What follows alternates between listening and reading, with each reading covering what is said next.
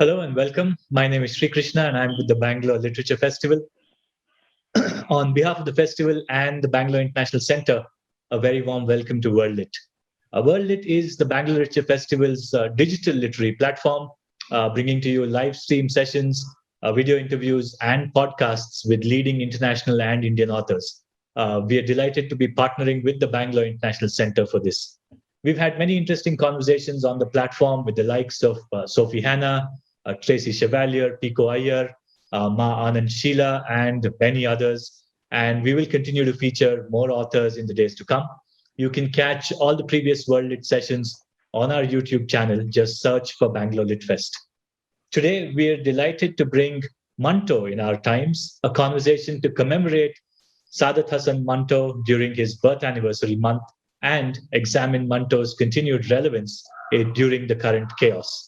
We're joined by Professor Ayesha Jalal, Humra Quraishi, and Aakar Patel. Ayesha Jalal is the Mary Richardson Professor of History at Tufts University. Her most recent book is Partisans of Allah, Jihad in South Asia. Humra Qureshi, who will be joining us very shortly, is a Delhi-based writer and journalist. Her books include Kashmir, The Unending Tragedy, Reports from the Front Lines, and Kashmir, The Untold Story, a volume of her collective writings. Aakar Patel is a columnist and has edited and translated a collection of essays by Manto titled Why I Write, Essays by Sadat Hasan Manto. Welcome, Professor Jalal. Welcome, Aakar, and welcome, Humra. And with that, Aakar, please take it away. Thank you very much. Thank you to all of you for joining. Thank you to Ayesha Jalal for joining us from the US. Thank you to BIC for doing this. And particularly thank you to the management at BIC for continuing to do this at a time such as we are going through. I'll speak very briefly about Manto in India. The myth is that he was more or less forgotten in the middle classes that did not read Urdu. In the 80s, there was a translation in Debonair of Boo, apparently by Khushwant Singh, which brought him back to a large extent in the Bombay circles. His play started to be performed again at Prithvi. And a fame began. He came back to fame in Bombay, which was his city, of course. And that fame has remained. He is available to be read in most languages here. He goes into reprint quite a lot. The book that was referred to, which I translated a few years ago, has gone into a reprint as well. Almost his entire corpus is now there in Hindi, in the Nagari script. It's certainly there in Urdu in 5 volumes. Some of it remains to be translated in English, and there are several projects working on it as we speak.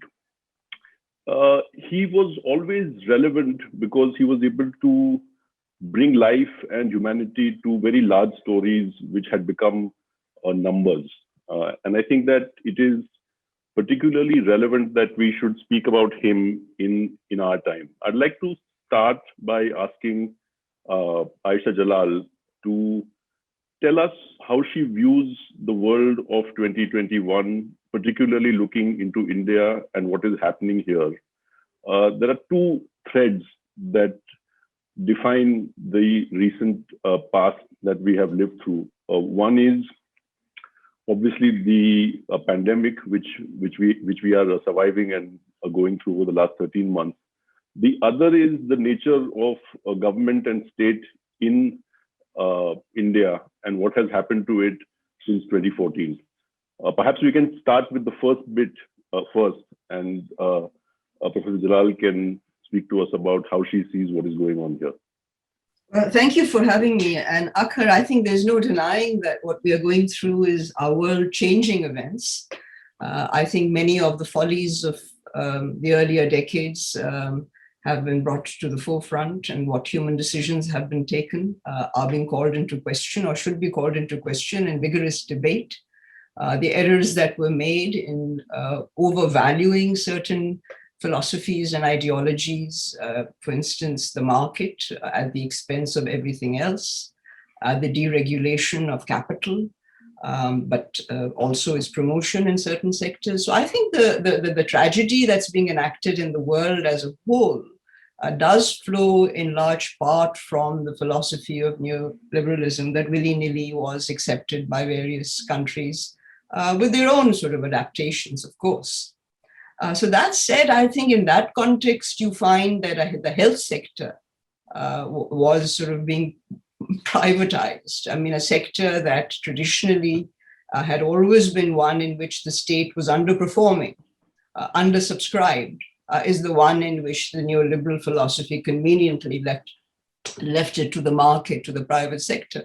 So I think it was really something that some very wise people predicted was coming, and we were not prepared given the structures of delivery. So I think the lack of attention paid to the structures of delivery in the event of a pandemic that was well imagined by many experts is what I think needs to be discussed and debated. Why are we not prepared to do that? I mean, as a historian, and I mean, you as a writer would have no sort of surprise to sort of to know that it's human self-interest that led to this. But what can we learn from this? What can be the role of the state that is absolutely critical and cannot be debated away? So I think these are the sorts of issues that I think have come up across the board.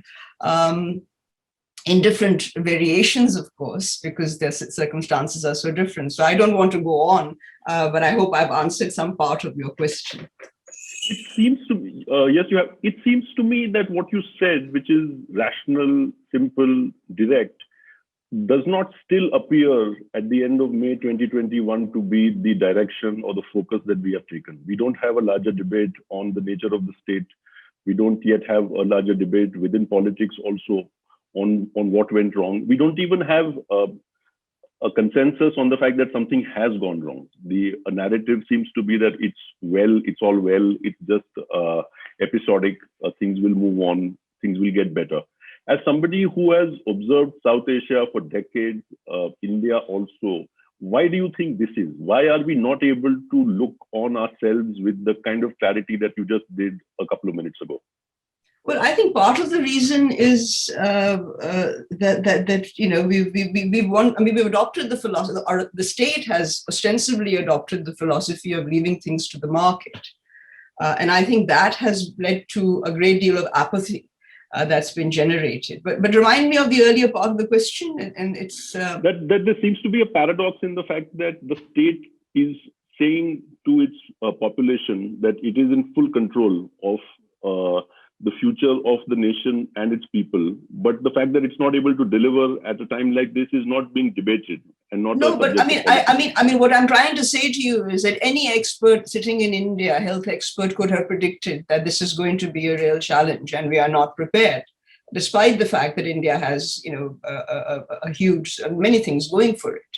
I mean, you know, and I think that each country, and what we've been witnessing from the US, I mean, the US also struggled largely because you need a very vigorous interaction between the center and the states to really sort of combat a pandemic of this kind. And with the center, even here, refusing to sort of really participate in this debate because they didn't want to, as it were, get their hands dirtied.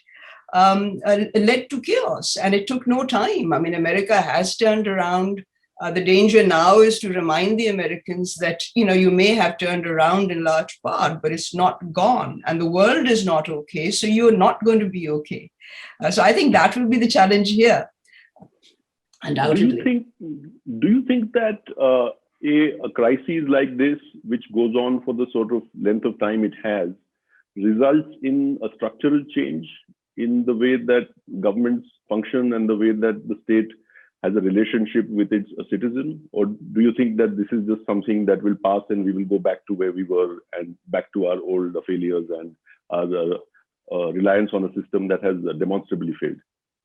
I mean, that's an excellent question. I do think that this is not a one-off. I think that the degree to which countries across the world have been affected by this pandemic has to do with policies that were adopted. So it's not something that happened in the blue. Even if something happens out of the blue, a new novel virus, it happens within certain structural contexts. Your question is whether we'll need to restructure. I think the first thing that I want to ask is that whether we are even prepared to debate what needs to be restructured. I mean, I keep sort of talking about, I mean, we hear a lot about ethical leadership where I live. And I keep sort of asking, what is ethics? I mean, what is ethical? Are we even agreed on ethical leadership? There are populists, there are people in the world who think that authoritarianism is a damn good thing, and strong leaders are a damn good thing. And we're seeing this in various countries. Others think that democracy is the answer. So I think that ethics also, so it's this lack of agreement that I think has led to a scenario where incumbent governments relying more on performative politics than governance. I mean, the focus has shifted from governance, in my view, to performance and also attack on the opposition. So long as the attack is on the opposition, and you are performing all manner of sort of, things like an actor. So I think it's possible to sort of just underplay governance. So I think that has happened to a large extent, which explains why, I mean, partly to answer your question. I mean, there may be many other factors that need to be looked at as well. And to bring in the other strand that we were talking about earlier, we are going through a period since 2014 where what you just spoke about a performative governance, about a style which many of us feel is new to our country, which is hard and direct majoritarianism, where we've got laws for the first time in our history that have introduced religion into citizenship, that have criminalized various parts of specific communities' laws for the first time. How do you, as a historian of South Asia, see the period post 2014 as being different in any way, if you think it is different in some way? And where do you think we stand and where do you think we are going? Well, I mean, I think that there's no doubt that there is something different. I mean, right-wing majoritarianism of the kind that India is witnessing is sort of a departure from what was happening earlier. So we're witnessing some sort of a ostensible change, but it is overlaying some structural dynamics that have a longer history and will continue to have a longer history, and those relate to the different dynamics in the regions. How the overlay works is something that remains to be seen. I mean, whether the BJP, if you like, magic or the Modi magic will work across the board, I think is now even more of a question than it may have been earlier. And I think that is basically what will determine if the BJP can win in the states where it has struggled in the past, such as the eastern states or the south. Then things may be, and holds on to UP and Bihar, then I think that it will be different. So I mean, I think the ability to I think your question seems to be, why are they able to do it when they are not actually performing? I mean, on governance? Also, but I think that many of us who have been writing and observing, particularly in the news media, seem to believe that this is not structural. That what we are going through at the moment is merely a blip, and the normative period is a constitutional secularism, which we might return to at some point in the future. I think it's a mistake. I think it's a lack of a historic understanding of the problem. It hasn't happened out of the blue.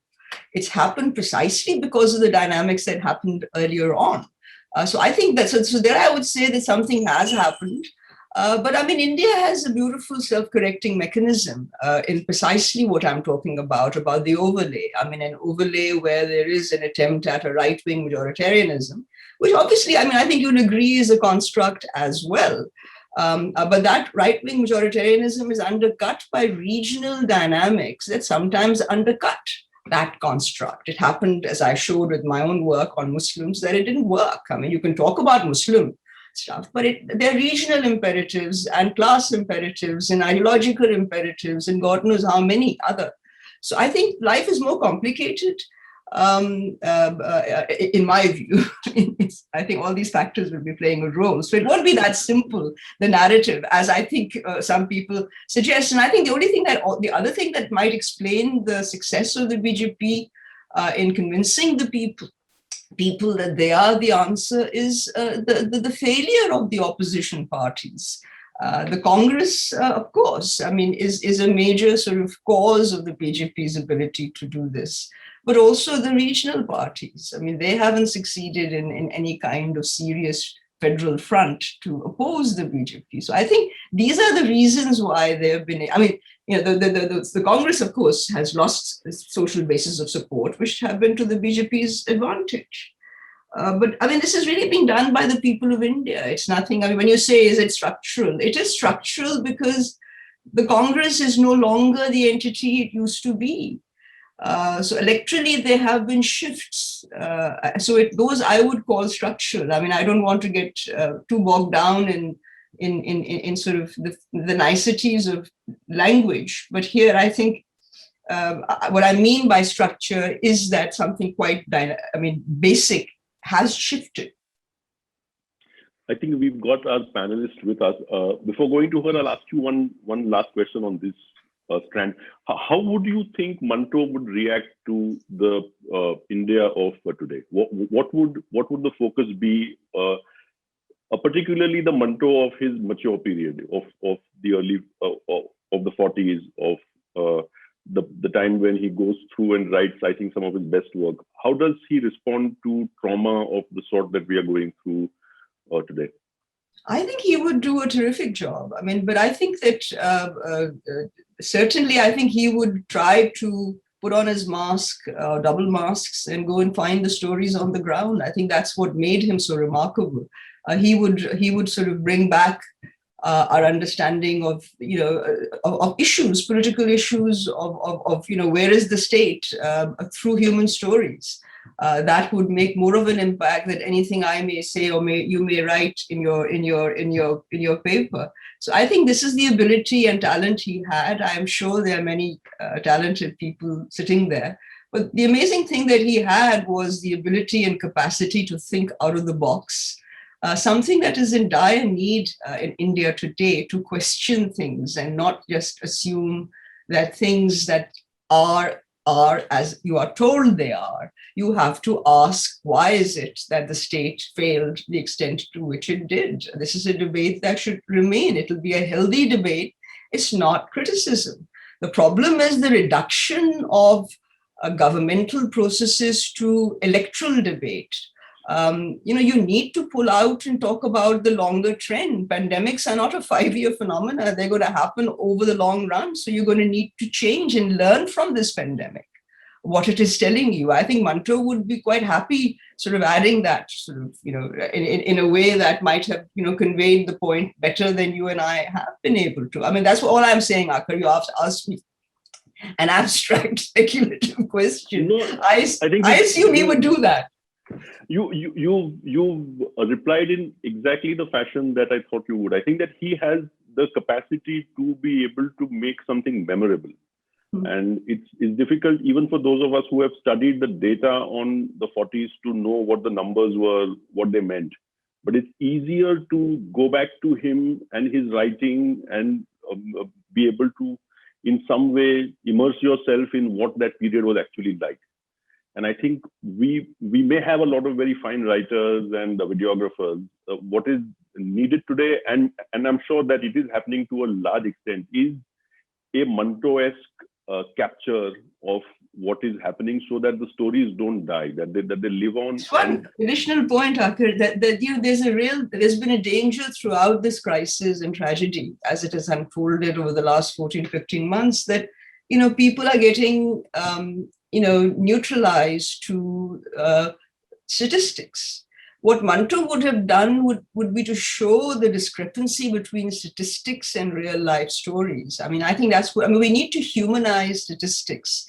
We need to realize, and this younger people need to realize that this is what, I mean, it's the stories of this pandemic that are going to educate us of what we need to do I mean, we can't prevent such crises from happening, but we can be better prepared for this.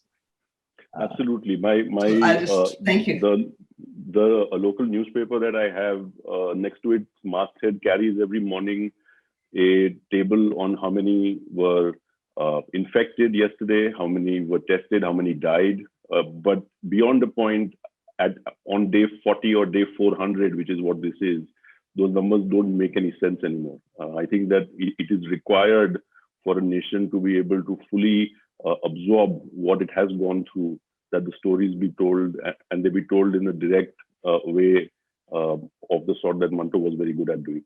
Humra, Quraishi, we were discussing two things. One is... Aakar, sorry, Humra is having audio issues for a bit, so if you could keep continuing with Professor Jalal, we'll... What you could do is you could sort of open up a question slightly earlier. We'll have another 10 minutes or so, and then we can go into questions and then come back to the panelists, if that sounds good. Sounds good, Aakar. Thanks.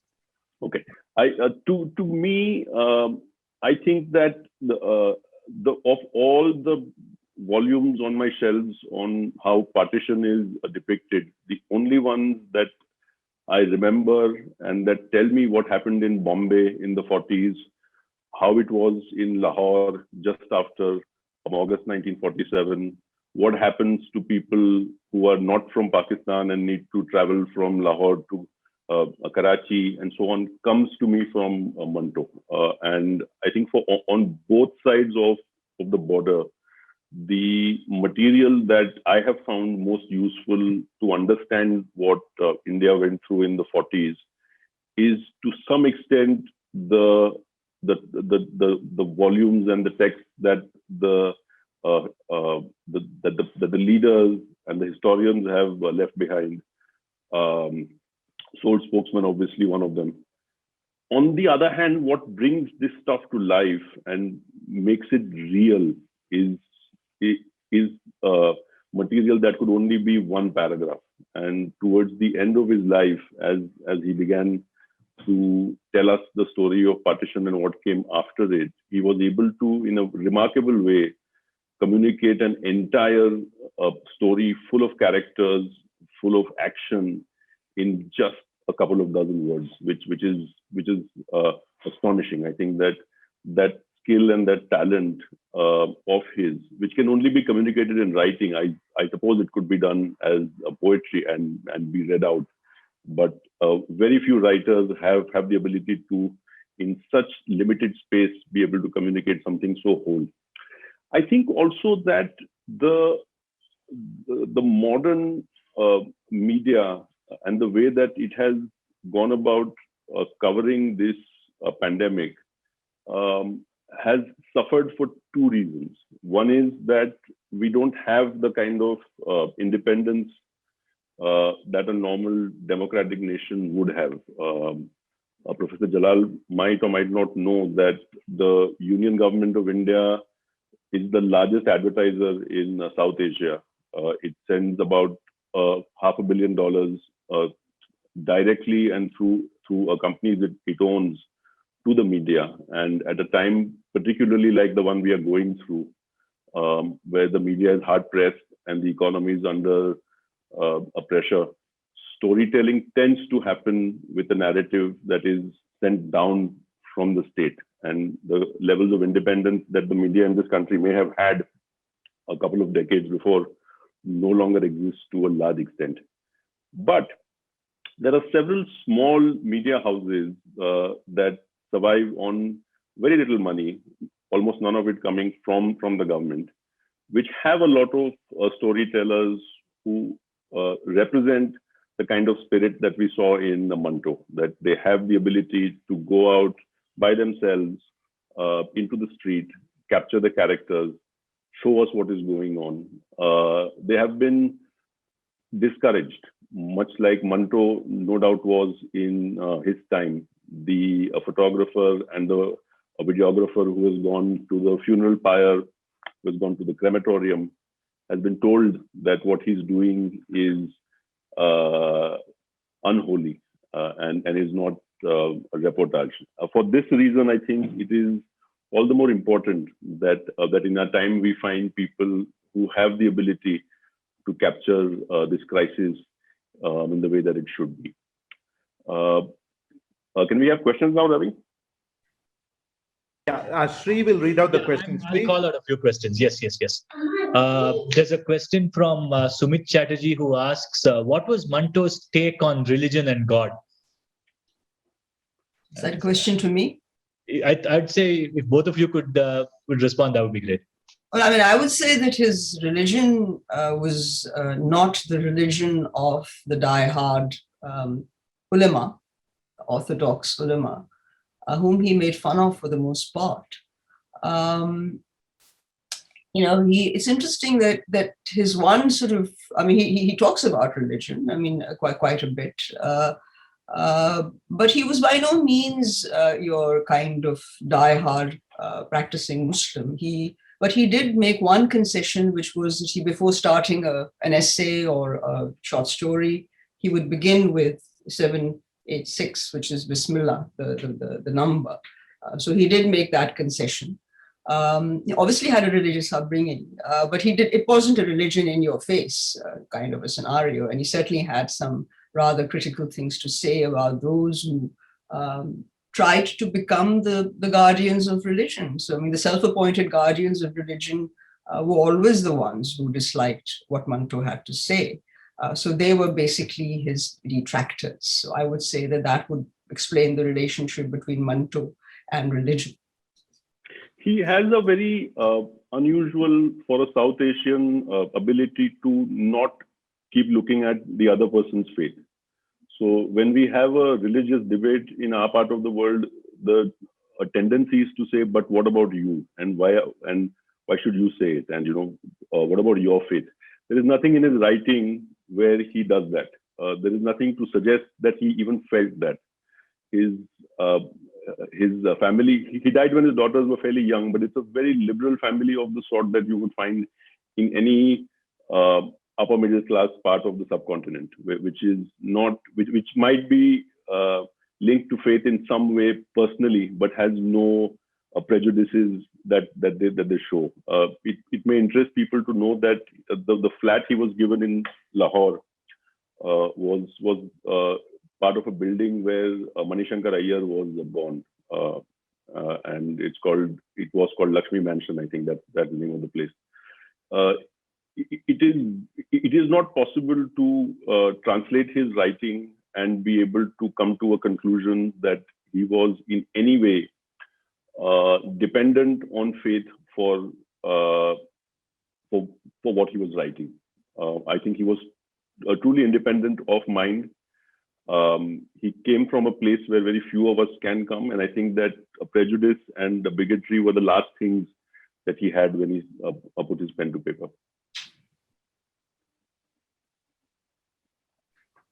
Sorry, there's an interesting question, I think, on a bit of a lighter note, perhaps, from Mihir Mahajan, and I'll ask you to respond, Aakar. How would Manto react to the new media ways of telling stories? How would he utilize 1-minute TikTok videos? And what would his tweet threads look like?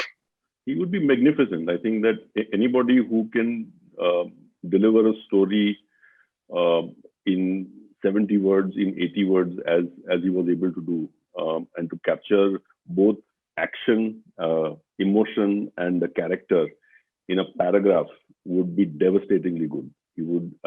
Also, I think that not too many of us on the subcontinent have the ability to look at serious material and do that with humor. I think that he has. Why does he still live on, and why are we discussing him so many decades after he died? Because the material is still modern. That it is something that is not specific to his time. I'm not referring to the content. I'm referring to the style.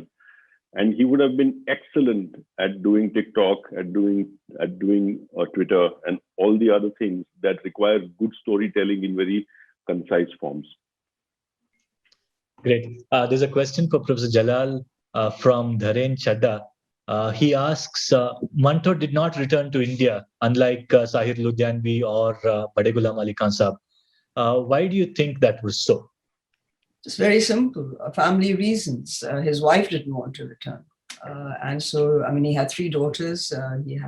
She had her sister, her mother, her brothers in the city. And so I think she just wanted to stay with her family. And Manto was not about to sort of leave his family behind and go to Bombay. I mean, not to say that relations between the two countries were hardly conducive or inviting for him to keep popping across and coming back. So I think all those factors played a role. Just to add to that, we don't have enough material from this side of the border on how Muslims or how people who went back there were treated in the film industry. We know a lot about what they were like because of Manto's sketches of people who were famous in that time. But to what extent did they seek to bring him back? What were the efforts they made to ask him to come back? We don't know too much about that. But I found quite a bit about it in the letters that I scrutinized while doing my book, The Pity of Partition on Manto. I mean, there were those who were trying to suggest that he should come and get his royalties. There was a royalties issue that you couldn't pay money. There were those who, Ashok Kumar wrote to him saying that he missed him and that he should come, and he was amazed that he left without getting in touch. So there's some very emotional letters that were written to him asking him to return. But as far as I'm aware, and all the stories constructed about why he didn't return, I think it's quite simple that he didn't see much prospect, and his wife certainly wasn't movable. Did he see his success in the newspaper writing field that he followed later in Pakistan and in Lahore as something that was satisfying? And I think he was not satisfied in the least bit after moving to Pakistan. I mean, whatever he did, his staying on. I personally think that he wrote his best literature while in Pakistan. But I do think that he. It was really something that he writes himself that I'm not really. At times I'm told I'm a very important writer, and other times I'm told that I'm a useless person. So the sense of not really being able to get his status established in Pakistan comes out as a theme in Manto's personal lament about Pakistan. You raise the issue about the film industry, about what really was going on. Of course, there was this basic constraint that the industry didn't take off. There wasn't much of a market. The industry that Pakistan was able to put together in the 50s, 60s was largely running because of East Pakistan. So I think it's important to realize that Pakistan has some sort of an industry, but it had a very, very lucrative industry in the 60s and early 70s. And that, of course, was affected after 71. The market is altered, and that changes things. But in the immediate aftermath of partition, the attempts by Noor Jahan and her husband, they all tried to do something, but it just didn't work because the market was not there. So so he was never satisfied. I don't think he was at all satisfied because he was doing well in the Bombay film industry. He left, but he never was able to find his ground in Pakistan again. Why do you think that his writing outside of films is so much more popular than his film writing itself? Well, because the film writing was based on a lot of compromises he had to make with those making the films. And he writes about it saying that they are questioning my language because they talk nonsense and they want that nonsense written in dialogue. And sometimes he would say, do it. But at other times he said he's just not going to do it. He'd walk away. So I think one has to realize that the film industry, one might even ask the question, why is it that to this day, other than Mirza Ghalib, why none of his scripts really were successful? Is that the fault of the scriptwriter? Because the stories themselves are very sort of compelling, but yet Manto has not made for a successful film. So I think that is another reason why his other work is so much more popular. Go ahead. I think you've got your. Which of Manto's stories do you feel best reflect what's happening in India during COVID and post 2014 in general? This is a question from Amal Rakeshi. I'm guessing maybe it's for both of you, and you might have different stories perhaps in your responses. I mean, the COVID is unlike anything that one human memory can recall at one level. And Partition comes to mind. It's the violence of Partition, and it's the human suffering. So I would say that what is similar and where the empathy would be there is the Partition period, where it was just human misery and suffering that brought about by human action, and this one brought about by human action too. But ultimately, in response to a pandemic that we know is caused by many other factors as well. So I do think that there are broad similarities between these two periods, and what is common, the common thread is, and that's what makes Manto, is his ability to point to the human dimension in such wonderful ways without really pointing the finger to anyone or seeming bigoted. And I think he'll be able to do this very well with the COVID story, not only at the very human level, but in terms of some principles and ideas. I think we were discussing this earlier, but I do think that, for instance, there's a lot of talk about the patents being made available to India so that India can quickly manufacture the vaccine. And I think that this is really crucial and it should be done. And the WHO has been saying this for ages. But it is only now that we see a change in Washington. And I think that's a good thing. So that's where I would go. I would say yes, that the similarity is a large number of people going through similar trauma. So it's the same as we had in the 40s, or hundreds of thousands of families going through similar pain. Exactly the same thing that was going on in Punjab in many families, and in Bengal in many families, who would know what it was like to be in a neighborhood which was under stress, who would know what it would like to be desperate to try and find a buyer for their house, who would know what it would like to be going into a place that they've never gone to before to start a new life. Hundreds of thousands of people on both sides. Similarly, I think that what we went through in April and much of May was people who were bereft of the protection of the state for the most part, people who were left, who were in the middle class and could access the charity and the friendship of strangers on social media, might have got a bed or a cylinder, but for the most, this was not the case. And I think that Manto would have been very good at replicating exactly what he did with his stories on Partition, Koldo, Mistake, in this kind of period where he brings to life individual stories which are being multiplied and being lived by millions of people at the same time. Another question from Indranil Mukherjee, and this is going back in time a little bit. Who were the authors Manto admired and or was influenced by, if at all? Again, I would ask both of you to take that, please. I mean, that's easy. I mean, again, I've written about it. I mean, he was most influenced by Maupassant, but he was influenced by all the Russian greats as well, whom he read. And he did two things. I mean, he in his early years, before he became a short story writer or known as one, is that he produced an anthology, or rather translated Russian stories, which were, again, I mean, in English, from English to Urdu, and he did the same for French. So Maupassant, certainly he learned the art of story writing from Maupassant and many of the other Russian greats. There's no question about that.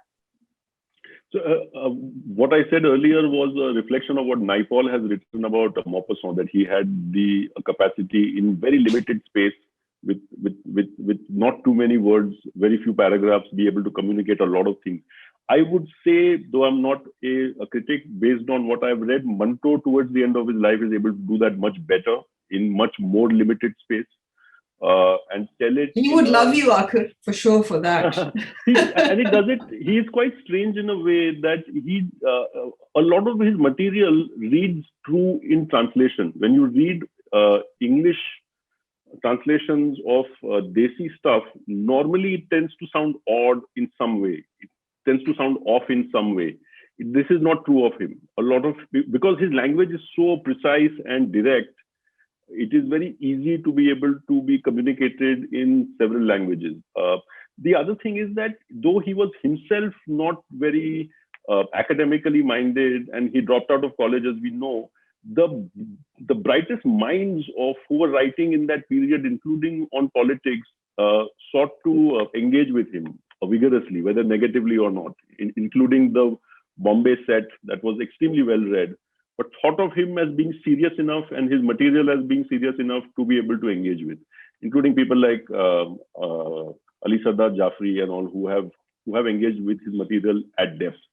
So I think that from what he came out of, what he built was quite magnificent, and I think he was able to, in many ways, not just be a copy of the people, of the writers that he tried to emulate, but build something entirely new and something that has lived on for a very long time.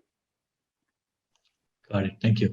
There's another question again, going back a little bit in time. Deepa asks, did Manto provide solutions to problems, or did he only highlight the issues that he faced or observed during the independence era? I think he left it to the conscience of the people. I mean, he's not a problem solver in that sense, but he did show you life in all its complexity without taking sides. And I think one of the things that he did was to show that, I mean, the human beast is everywhere in all of us, and it could easily erupt, and we should be forewarned that circumstances bring it about. And so, whatever, so we should we realize that even in your moment of bestiality, I mean, that's Thanda Gosht, that there is still that humanity in a person. So I think that he's very profound in his simplicity, which I think is something that the younger writers should ponder over. I mean, he was, of course, reacting to a Persian tradition of a great, something that was very ornate language used, and of course that changed. But I think he seemed to have gone even further. I mean, I think he learned the plot techniques from Maupassant. And I mean, of course, he'll be delighted to hear that he's successful in some respects. But I think that there is a connection of people. I mean, Manto didn't just arrive from nowhere. I mean, he was in a context. He did read and he did learn. I mean, one of the first things he translated was and what was this? That Victor Hugo's life in one day in the life of a sort of a person who's eventually sort of hung. So he did a lot of that, and I think that helped him learn the art of storytelling a lot more. One of the things that we have a problem with in our part of the world is that we don't debate things enough. You can find a solution if you look at reality with an open and sort of honest mind. And you cannot arrive at the solutions when you deny yourself either part of the narrative or one half of it fully. And I think that what he did was to bring to the table the full extent of the problems as we saw them. And I think that is the first, and it is the most important step towards coming to whatever solution or solutions there might be. I think there was an honesty in his writing and a communication of a reality that to a large extent resolves whatever it is that the solution needs to be. Even today in 2021, we are in denial of the fact that we are going through a crisis. We believe what it is that the state is telling us in terms of what the condition is today and what it will be in the future. And I think that it is required that we be honest with ourselves as the first step and the most important step to finding a solution. I think building on that, Atul Sood asks, those were times when Bolsheviks took root and it was the dominant thinking during Manto times. Would it be different now given the economic narrative has changed? I'm sorry, I didn't quite get that question. I guess he asked whether the fact that the Bombay set and their communism could be something that we could go back to in these times. Oh, I see. Oh, yes. I mean, well, I think some people certainly can and have, in the sense that, I mean, all the sort of problems that have emerged as a result of the pandemic are seen as accentuating or highlighting all the problems that were intrinsically there in a system that promoted the interests of capital, of private capital, for that matter, at the expense of the interests of the poor, the masses. So I do think that in that sense, there is a connection there. But I mean, I'm sorry, can you just repeat that again? I mean, I didn't sort of get that So question. there was, sorry. No, I think the question was more around, back then was when all of this was when the Bolsheviks took root, and that was the dominant thinking during Manto times. And so could left-wing thinking return? So yes, I mean, the point is that given that the economic narrative has changed now, I think that's really where this is coming from. Has it changed? To what extent has it changed? I mean, is welfare being promoted above growth? I'm not so sure about that yet. I do think that the fundamental premises of the economics discipline are under debate. Because, I mean, I think that this whole business of measuring the welfare of a country or people on the basis of quote unquote growth, as opposed to people, I think has been called into question. And I think, but it's not that it has automatically brought about any change for that matter. And I think this is the point that we were discussing earlier. The great danger and the great tragedy would be that if we persisted in our old ways without taking the time out to debate and learn from this experience so that we don't do it again. But my fear is that we might, and that might lead to a much worse situation. So I think this is really the primary question of what are the lessons we are taking away from this pandemic, and to make sure that while we know it'll happen again, but we'll make sure that we are not as much in doubt and the state responds more effectively, as do the people. Because I mean, this has been also a very frustrating experience for people who are part of the state, because people don't listen to the SOPs and observe them. So I do think it's really both ways. Things have to change, and some education is needed, I think, very seriously. There's a couple. Sorry, go ahead, Aakar. No, so Manto had a problem also with the progressives and the nature of the state in a communist nation. So he was, I think, the classic liberal who would be dissatisfied no matter what came to be. But it is definitely the case that whatever was being debated in the progressive communes in Bombay in the 30s and 40s has today come to be, that we have reached a position where a crisis has revealed in quite obvious fashion the fact that the state is not actually prepared for the worst possible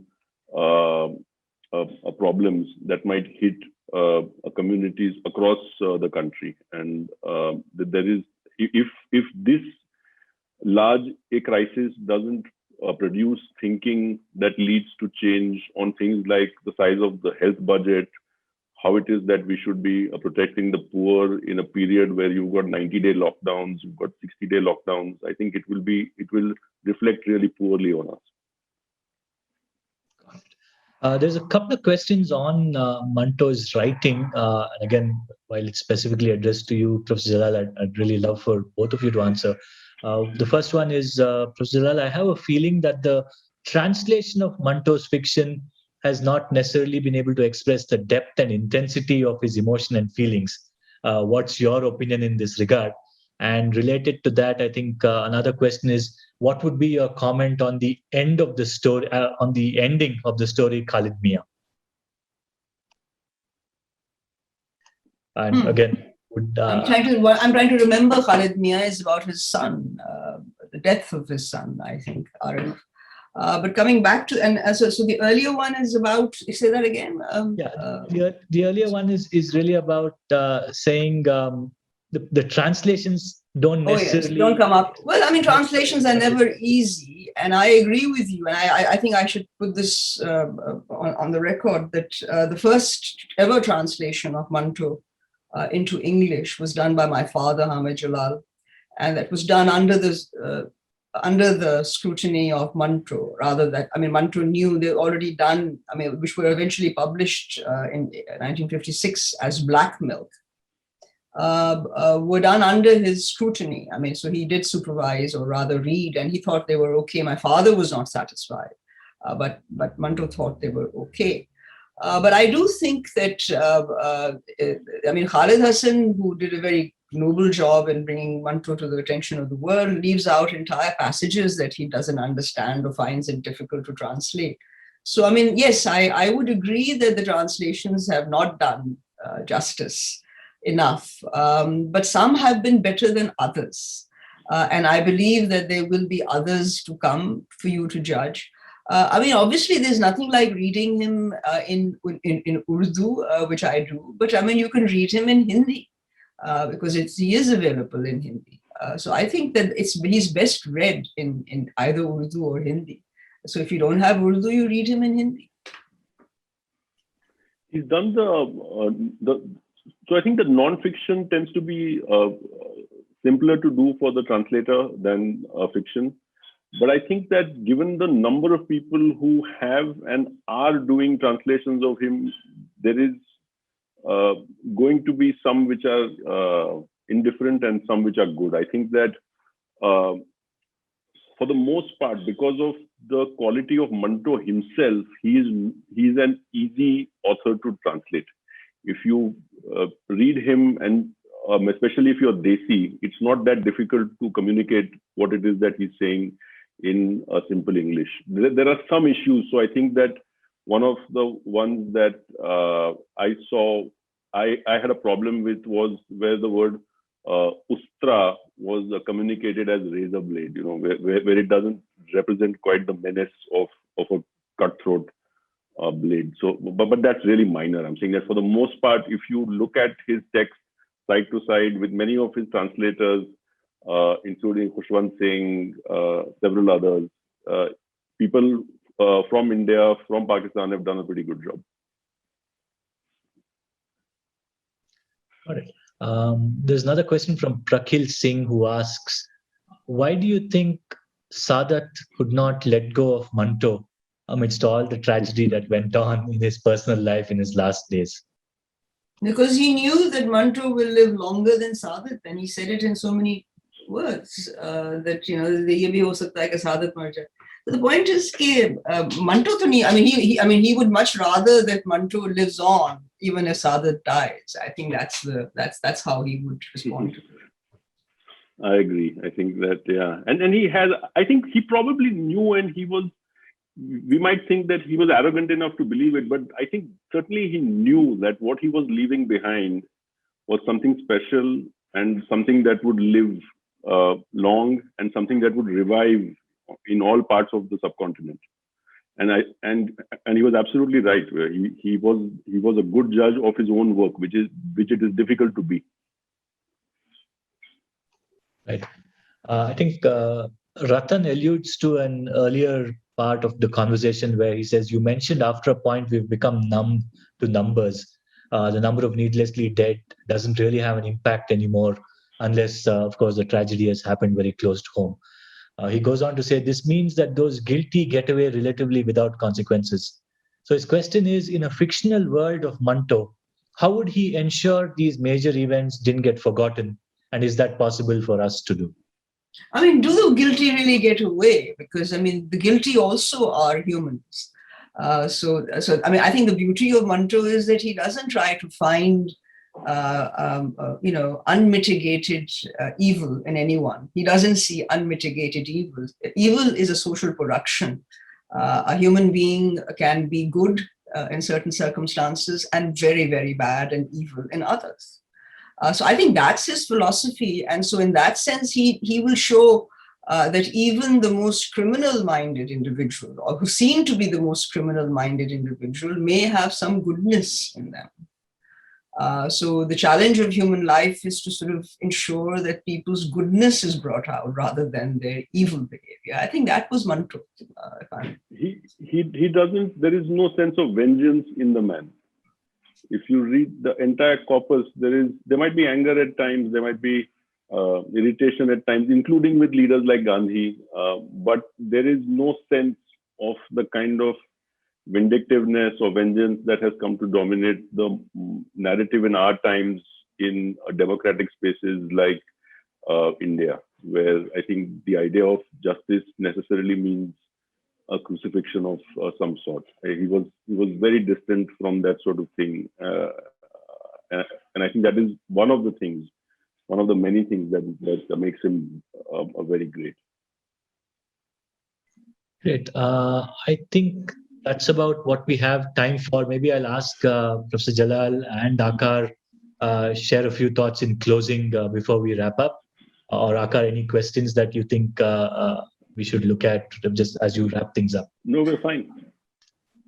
I just want to say that people have always said that Partition made Manto the great writer that he is. I wonder whether there is such a thing as COVID making some future great writer. Wow. That's the thought I would leave behind in terms of what you had in mind for this panel. I think that is the thought that I have. Thank you. I'd really like it if we were able to be over with this crisis soon and would have some sort of lessons to have absorbed from it. I suspect that, as has been the case with many of our crises in the past, that may not come to be. But it is also a fact that we have not gone through a phase in our history where a crisis has been with us for this long and has touched all of us. It is not common to have the middle class rely on, and by middle class I mean the wealthy. We are a very small number of people. Rely on each other, come to a kind of a consensus that things are broken, and then try and fix it for all of us. We are at that stage now, and I'm really hoping that we have people, we have stories that are told that are as memorable as the ones that Manto told that make this possible. Great. Thank you very much. Thank you very much for having me. Thank you, Professor Jalal. Thank you, Aakar, of course, for continuing to keep Manto relevant and even more so in these times. So thank you very much. Thank you very much. Thank you. Thank you, everybody. Bye-bye. Bye-bye.